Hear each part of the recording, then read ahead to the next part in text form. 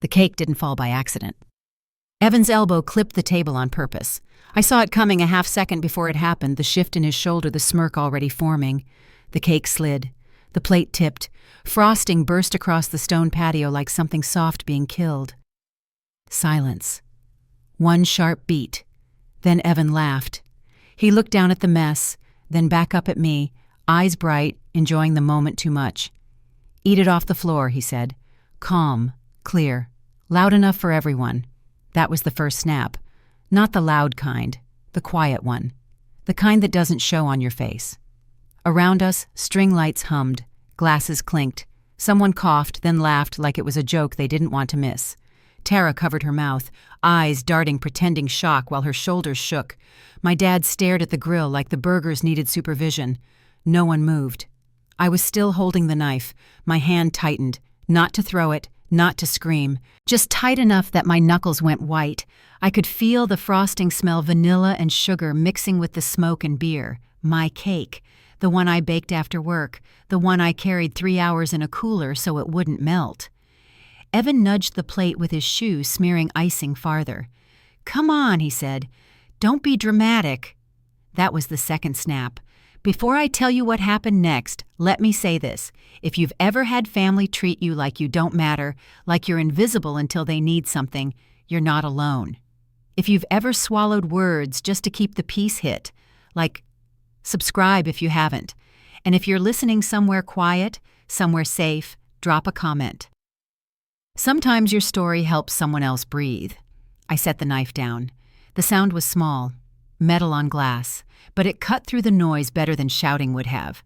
I wiped my hands on a napkin, folded it once, twice, placed it on the table like I was done eating. Then I picked up my bag and turned toward the house. Behind me, Tara's voice followed sweet and sharp. "Wow, someone's sensitive tonight." I didn't answer. Inside the kitchen, lights were too bright, white, exposing. The dishwasher hummed steady and indifferent. I caught my reflection in the microwave door eyes, flat mouth neutral. No tears, no drama. That always disappointed them more. My phone buzzed. Evan's name flashed. I didn't look. I stepped back outside. That's when my stepmother finally spoke. "Megan," she said. Not my name. The version she used when she wanted control. "Don't walk away. You're ruining the mood." I stopped. Everyone was watching now. Chairs angled, conversations paused mid-sentence. The cake lay ruined between us, pink frosting streaked like a mess no one wanted to clean. Evan crossed his arms, smiling, waiting. "You don't get to act offended," she continued. "This was a joke. You always take things too personally. Gaslight, clean, efficient." I turned around. She met my eyes, chin lifted. There was no concern there, just calculation, how far she could push without looking like the villain. "You embarrass us when you sulk," she said. "If you can't handle family teasing, maybe you shouldn't come." My dad finally looked up, not at me, at her. He nodded once. That was the third snap. Something shifted in my chest like a bolt sliding into place. I realized very calmly that no matter what I said this moment had already been decided. The roles were set. Evan was the golden one, Tara the supportive wife, my stepmother the keeper of harmony, and me the problem. Evan leaned in, lowering his voice just enough to sound reasonable. "You always make everything about you," he said. "No one forced you to bring a cake." I smiled. It surprised him. It surprised me too. "Right," I said. One word, nothing else. I turned again, walked past the table, past the sliding door, past the shoes lined up by the wall. My hand was steady on the doorknob. That mattered to me. Steady meant control. Outside, the night air hit my face. Cooler, cleaner. I breathed once, deep. My phone buzzed again, then again. Messages stacking. Calls lining up like demands. I didn't answer. As I reached my car, a shadow moved beside me. Diane, my aunt, my mother's sister. She didn't say a word, just opened the passenger door and got in. That's when I knew this wasn't just a bad night.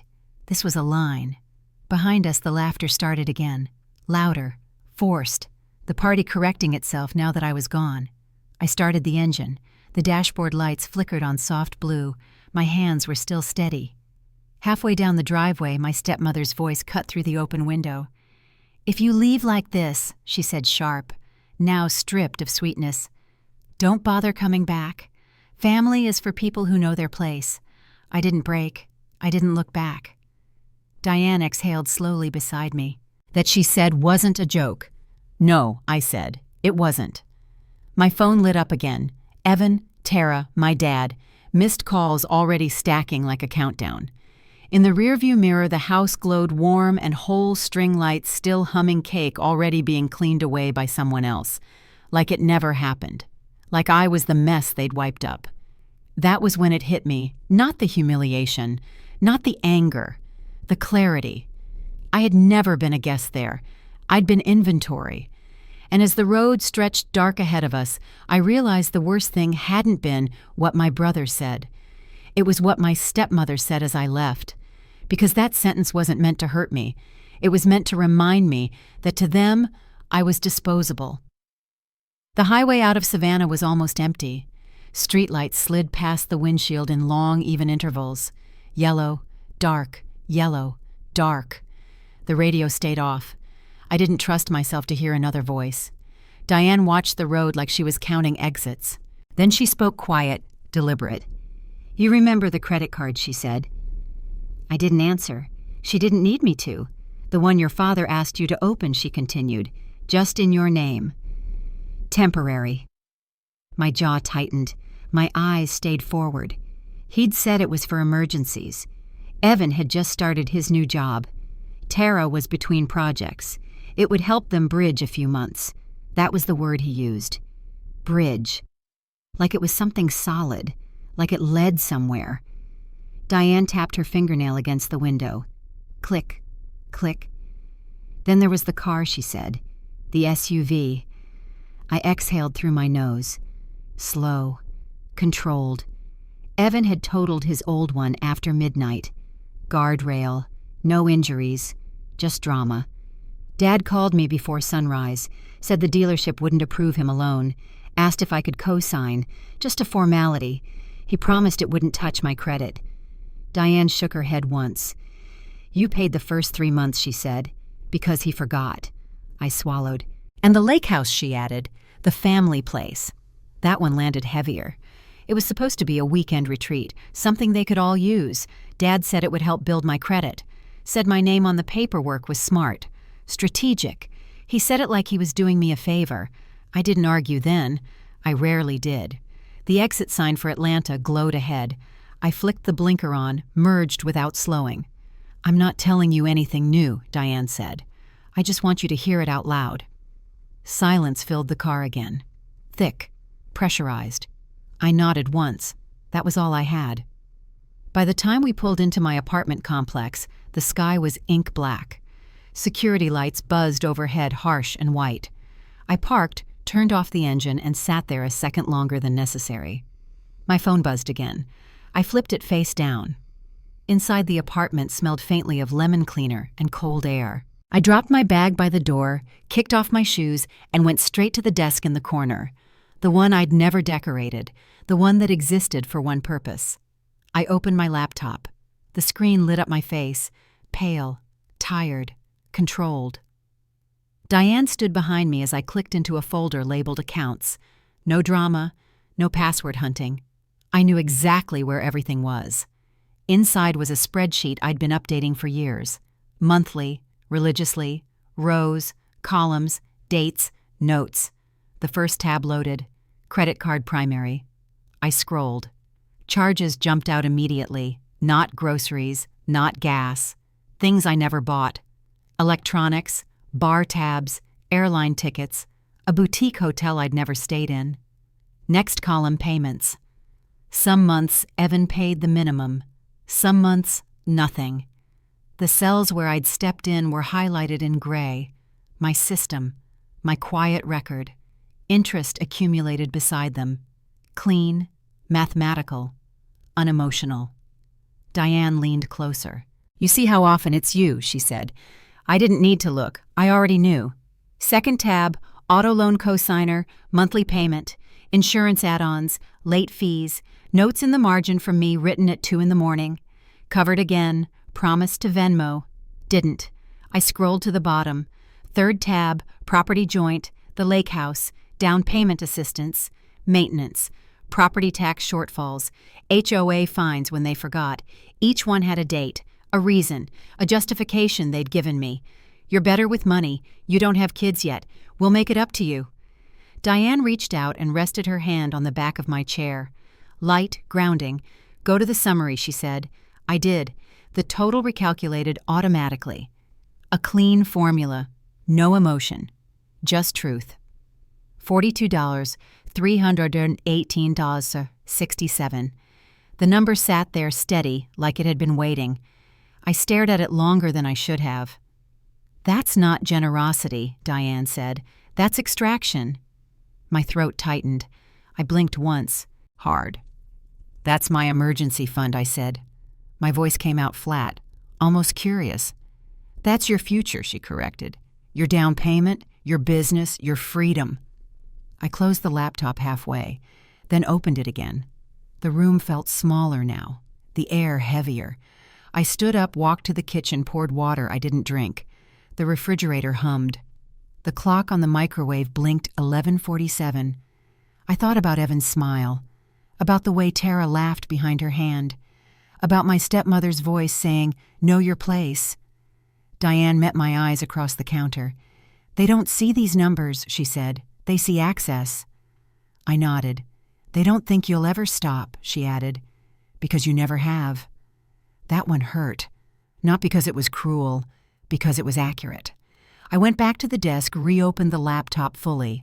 The spreadsheet glowed back at me patient. Years of small decisions, years of swallowing discomfort, years of telling myself it was temporary. Temporary had lasted a decade. Diane pulled out a chair and sat beside me. "You don't have to decide everything tonight," she said, "but you do have to decide something." I looked at the total again. $42, $318.67. If I didn't stop now, it wouldn't freeze there. It would grow. Quietly. Relentlessly. Like it always had. My phone buzzed again on the counter. I didn't look. For the first time all night, something inside me shifted. Not anger, not sadness. Resolve. Because I understood it then with a clarity that felt almost calm. If I didn't end this, it wouldn't end on its own. And if I kept paying for their lives, I would never get to build mine. The kitchen clock clicked over to 12:03 a.m. The sound was small, plastic, final. We sat at the table without speaking. The overhead light stayed off. Only the lamp above the sink was on, throwing a narrow cone of yellow across the wood. Everything outside that circle disappeared. No anger left, no tears waiting to break through. Just clarity. Diane rolled up the sleeves of her sweater and set her phone face down. "All right," she said. "Let's do this clean." I opened my laptop again. The spreadsheet was still there exactly where I'd left it. No surprises, no mercy. Numbers don't flinch. I minimized it and opened my email. Blank screen, new message. My fingers hovered for a second. Not because I didn't know what to write, because this was the line. Once crossed, there was no pretending this was temporary anymore. Diane watched me silent. She didn't rush me. She never did. "Don't explain," she said finally. "Banks don't care about family stories. They care about terms." I nodded. To whom it may concern, I paused, deleted the line, started again. To the loan services department. Better.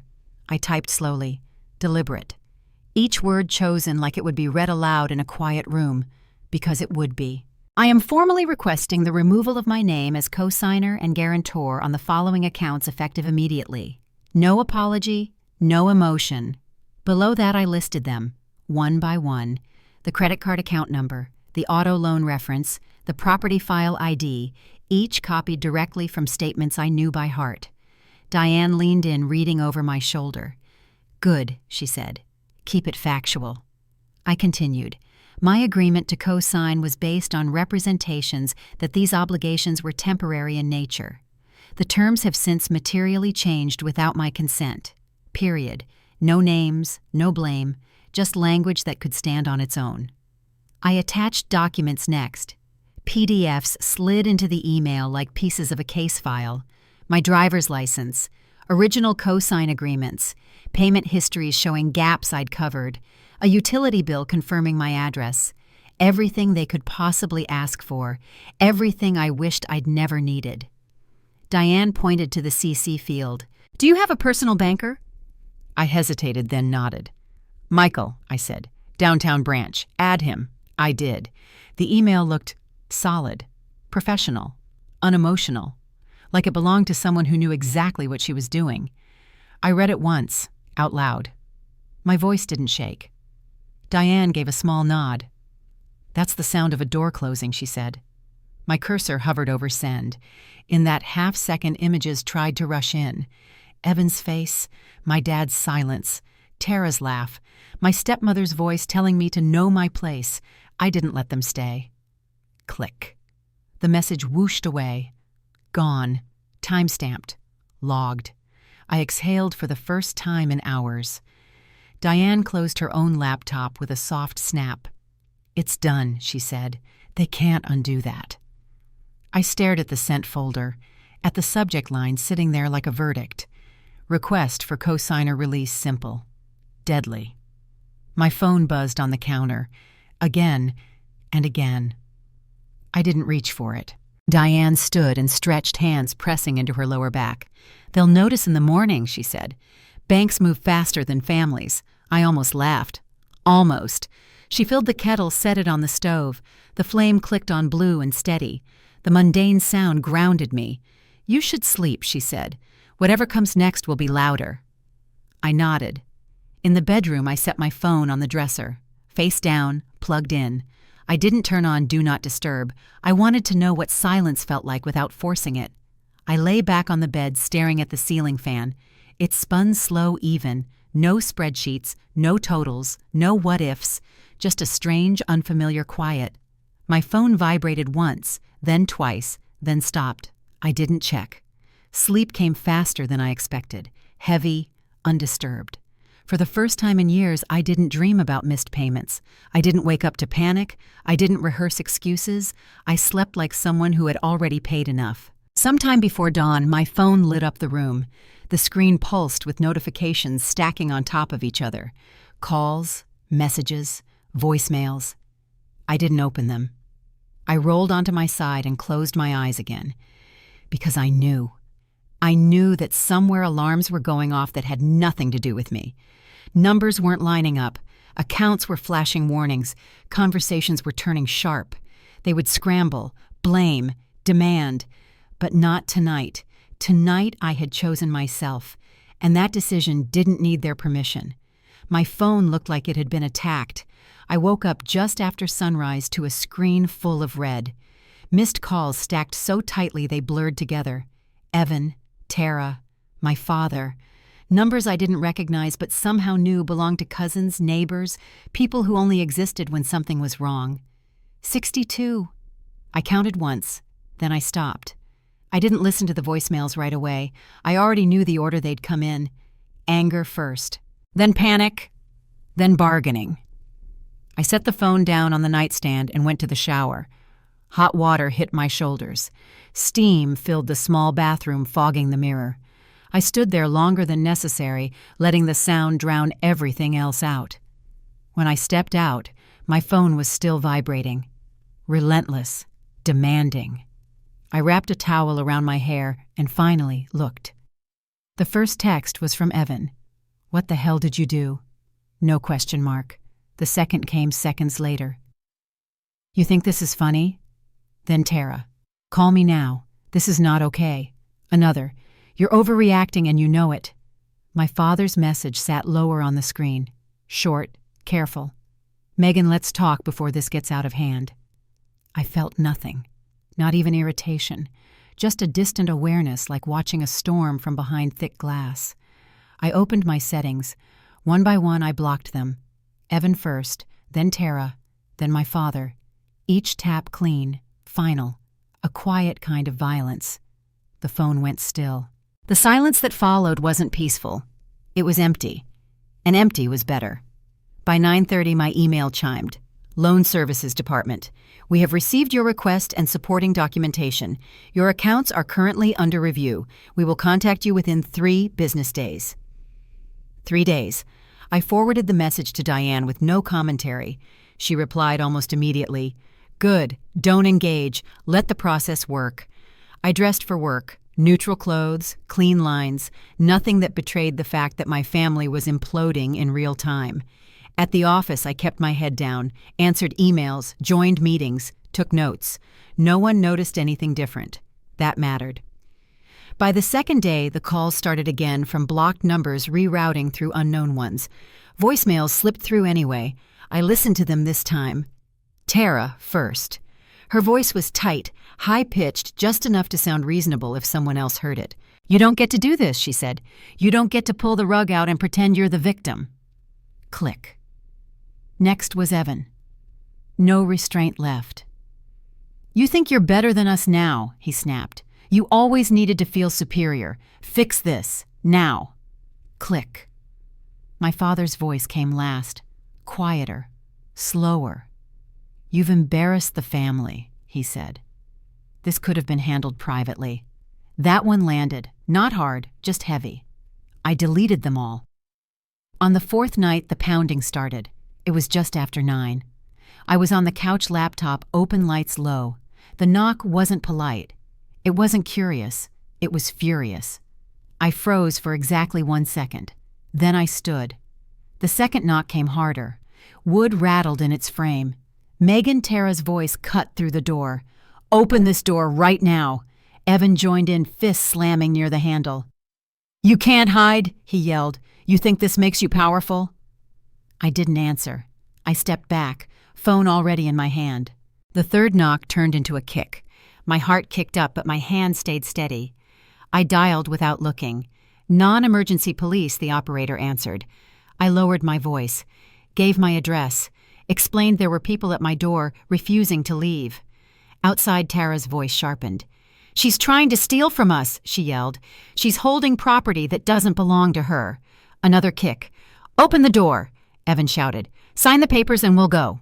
I stayed silent. Sirens grew louder in the distance. Red and blue light flashed through the blinds, slicing the room into color. The knocking stopped. I didn't move until there was a different sound, a calm one. "Police," a voice called. "Ma'am, you can open the door now." I cracked it just enough to see badges. 2 officers, neutral expressions, hands resting easy. Behind them, Evan stood with his arms out, already mid-explanation. Tara's face was blotchy eyes, bright with the kind of anger that needed an audience. "This is a misunderstanding," Tara said quickly. "We're family." One of the officers held up a hand. "Ma'am," he said evenly, "this residence does not belong to you." Evan scoffed. "She's trying to ruin us," he said. "We just need her to undo what she did." The other officer checked IDs, radio crackling softly. Then he looked up. "You've been asked to leave," he said. "You didn't." Tara opened her mouth again. The officer cut her off. "This is your warning. You return here, you will be arrested for trespassing." Silence fell hard. Evan's face shifted. Not anger, fear. They backed away, guided toward the elevator, still muttering, still blaming. The doors closed on their voices. One officer handed me a small card. "Call if they come back," he said. "They're banned from the property." I locked the door, then locked it again. My knees shook once, then stopped. The apartment settled back into its normal sounds, the hum of the fridge, the tick of the clock.